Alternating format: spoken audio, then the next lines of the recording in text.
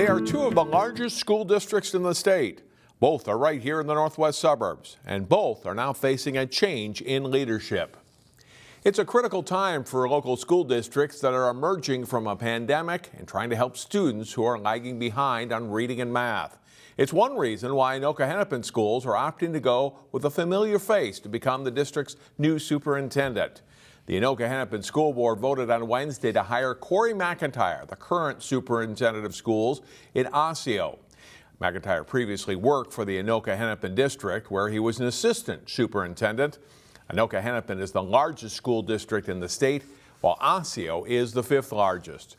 During the interview process, McIntyre told board members how students struggled coming out of the pandemic and how a lot of the younger students missed out on early childhood education.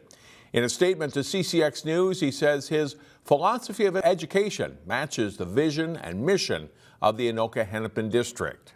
Anoka-Hennepin will now begin contract negotiations with McIntyre. Meanwhile, Osseo must start up its search to find a new district leader. They're calling it a tripledemic. RSV, flu, and COVID-19 cases are spiking and putting a strain on local hospitals and clinics. Health experts say it's the worst flu season in decades. About 20,000 people were hospitalized for influenza last week. According to the Centers for Disease Control and Prevention, nearly double the number from the week before. And to make matters worse, COVID-19 cases are on the rise again. The Hennepin Healthcare Clinic in Golden Valley is inundated with young patients suffering from COVID, flu, RSV, and other respiratory illnesses. We definitely have a backlog, certainly in our ER. We're seeing a lot of patients come through to the ER. And so that's why the clinics have opened extra visits for patients to be able to be seen, especially these pediatric patients, since that is such a high risk population. Hennepin Healthcare recommends people wear masks indoors and at holiday gatherings. Experts say it's also a good idea to wash your hands often and stay home if you're sick. Local lawmakers are reacting to this week's news. The state has a projected $17.6 billion surplus, easily an all-time record. DFL House Speaker Melissa Hortman of Brooklyn Park called the projected surplus great news, saying Minnesota is in a position to take decisive action to solve big challenges, listing job training, education, and child care assistance as priorities. Republican Representative Kristen Robbins of Maple Grove says the historic surplus confirms Minnesotans are overtaxed, saying, quote, the state is flush with cash while Minnesota families and seniors are struggling to make ends meet. Governor Tim Walz, meanwhile, has said he would like to return some of that money to taxpayers with rebate checks. A new class at Armstrong High School is literally out of this world. It puts students in touch with NASA scientists and engineers and gives them the opportunity to work on projects that could be on upcoming space flights. Here's Jason Malillo with today's School Spotlight. When kids walk into their first day of aerospace engineering, the reaction is, what?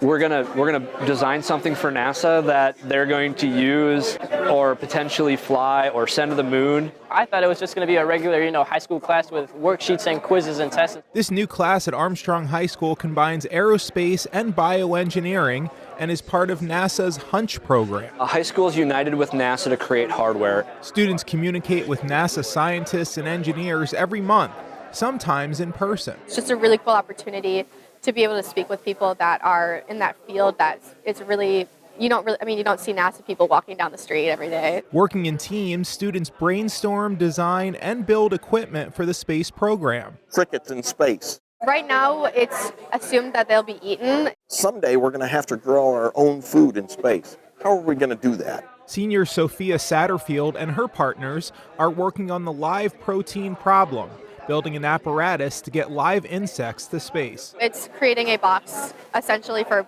insects to live in for 30 days in space that is completely self-functioning, that doesn't need any human interaction. A lot of these projects aim to keep astronauts comfortable. Emmy Ramirez and his team are designing a lunar habitat chair. It needs to be low flammability, cleanable. Adjustable height is our biggest concern. This is a crutch, and the mechanism is that it's a spring-loaded clip, so that way it's easier for the astronauts with the gloves to fix it and clip on it and clip it on and off. Science and engineering is often 2 steps forward, 1 step back, and there's no guarantee any of these projects will be on a NASA flight, but just that possibility is exciting. I think some would say it's frustrating, but I actually kind of enjoy that. I think it's a really cool way to rethink about things, and then also with that, you could have new problems that you didn't think about. With solutions and restarting it could really be like that make or break moment with it. In Plymouth, Jason Malillo, CCX News. Armstrong is one of 7 schools in Minnesota offering the Hunch program. Former Minnesota Twins catcher Tim Laudner called it one of the greatest days of his life.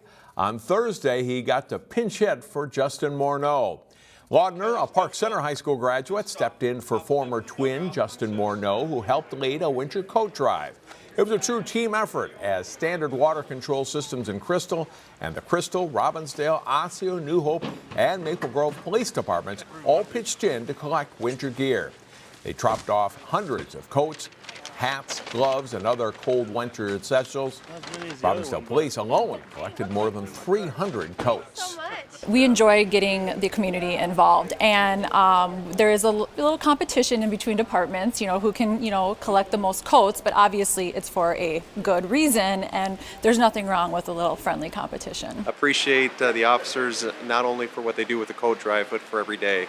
They go out there and protect our communities, and very thankful to support that. So, the winter gear will be distributed to the Salvation Army.